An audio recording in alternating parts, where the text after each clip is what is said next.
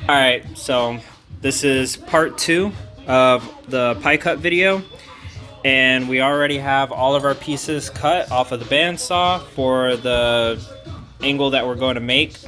But in this video, I'm going to show you guys how to clean them up, how to get rid of these little pieces like this, and how to chamfer the edges so that they line up perfectly and you still have that beveled groove for welding it.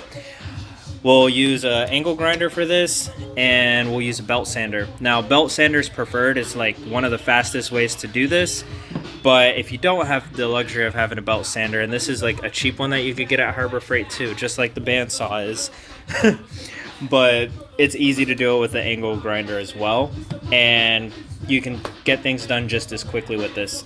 So without further ado, let's get into it. So first things first, definitely want to make sure you got safety glasses on, because you don't want any of these little pieces flying off into your eyes and then having to be rushed to the hospital or something, or you like go to sleep and you have like something scratching around in your eye.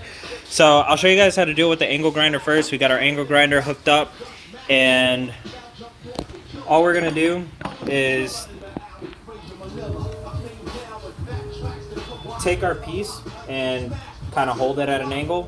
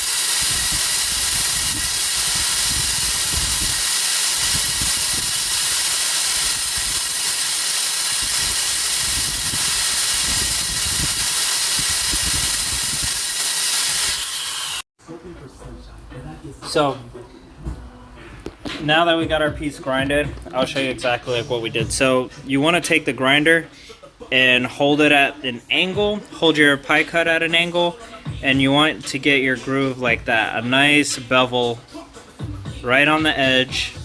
And then we'll go ahead and we do the same thing on the inside. You can see that, I don't know if the camera will focus that well, but you can see we got like a small bevel there. And then we'll just go right across the top and kind of flatten it out just a little bit. That way the pieces sit flush on top of each other. Like that.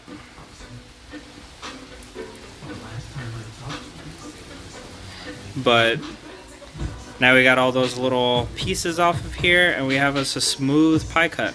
And you essentially want to do that for the rest of the pieces, holding the pie cut at an angle like this on the grinder, and just kind of rotate it back and forth. Well, not back and forth, just rotate it in one direction really while the grinder's on. Just keep doing that. Take your time with it. No need to rush it, because you want the edge to come out smooth. You don't want to deform it. You don't want like high and low spots in it because you're not paying attention and you set the grinder on one spot too long, or you apply too much pressure with your hands. That's doing it with an angle grinder though. When you're using a belt sander, it's a lot easier because you don't really have to worry too much about like applying too much pressure on one side or getting a high or low spot. So I'm gonna connect the belt sander and show you guys how to deal with that. So what we're gonna do is when we turn this on, I'm gonna hold the pie cut at an angle like this and just rotate it while the belt sander is on and work it around. But this bottom line here, and this is what's going to keep it basically in one spot. Or you could do it whichever way you feel comfortable, just as long as you're using these pieces to kind of guide the piece, the part, and keep it in place. So here we go. Belt sander's on.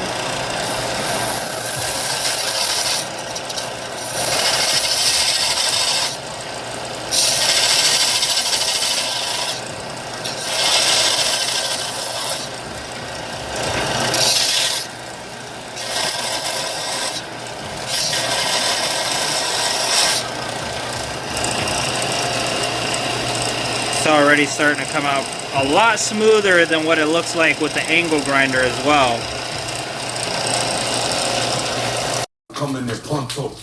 Also, another thing you probably want to make sure you have on, safety-wise, is gloves, because these pieces do get hot.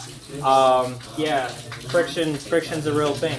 But make sure you have on gloves too. You know, everybody wants to be like, oh, be a man, blah, blah, blah. Nah, fuck that shit. Put gloves on so you don't burn your hand. And you also don't want to like lose grip of the piece because your hands get hot. Now like your piece flings somewhere, hits the ground and dents. Now you got like a wasted piece, so you got to try to fix it or something. So.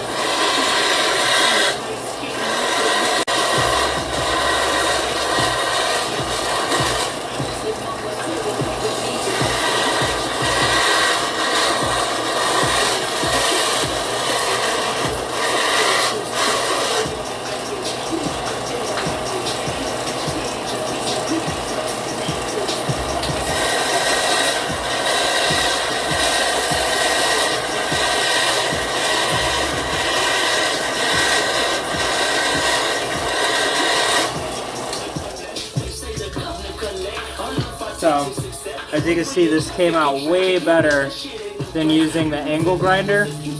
Now, if you really take your time, you can get it with an angle grinder to be like that, but it's a lot better when you use a belt sander because you get it done faster. Look at that bevel. Oh man, that is nice.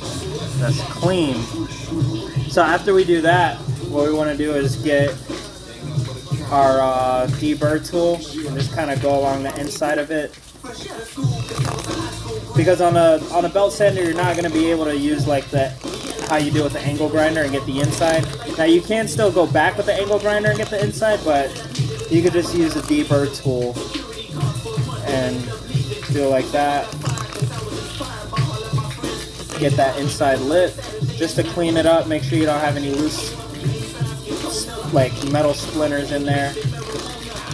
And boom, that's it. Now there is another step that we have to do, but I'm going to show you that in a minute after we get all of them set up.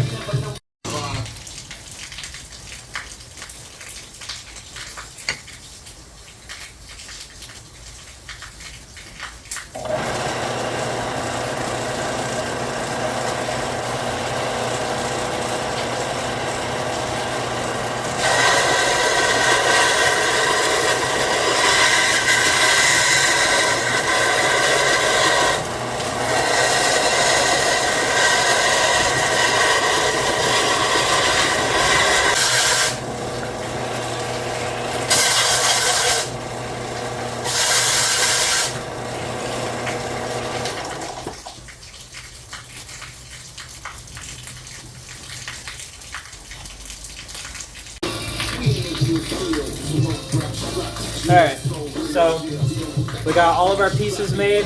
Another thing that I did do when you're using a belt sander, because remember you do want this edge to be flat, is you want to go ahead and just take each piece and just kind of scuff it like that. That way all of them end up having a flat landing. So you have your bevel, and then you have like your landing, or your chamfered edge, and then the actual landing. And that's really important for the weld. I'm going to just go through and just hit all of them with the deburr tool really quick. And I'll show you the final step in prepping these.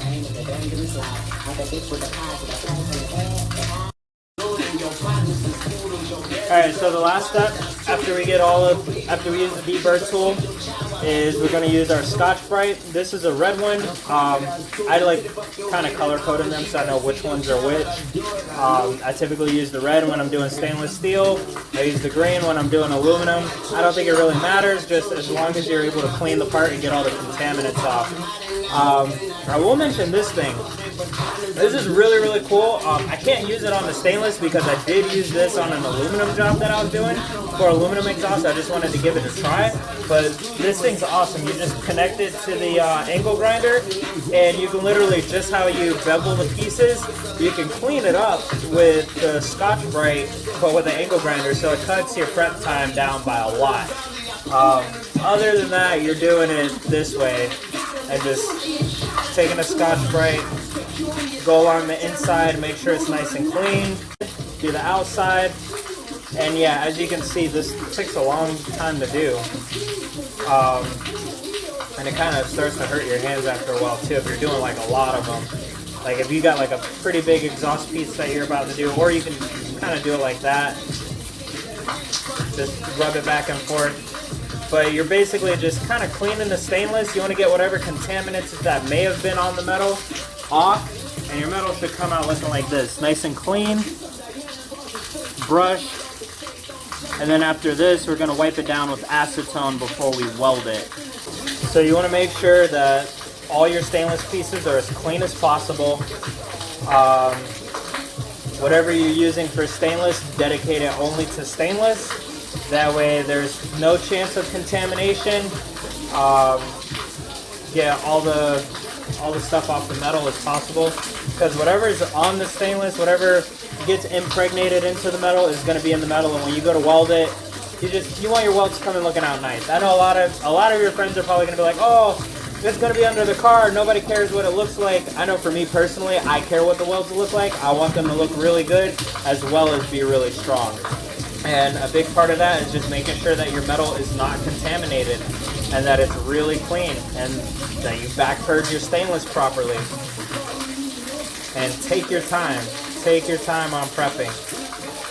It's a time-consuming process, especially like, let's say if I had an exhaust job to do right now and I didn't have any pie cuts prepped, I just had straight pieces, I'd eat up a lot of that time trying to make pie cuts while the car's sitting here. That's why I'm just trying to go ahead and make as many pie cuts as I can now, pre-prep them, that way they're already made, and you know, that way whenever I get an exhaust, all I gotta do is just piece everything together, map it out, tack weld it, make sure it fits, and just put it together. It cuts down on time if you have a lot of your prep done early.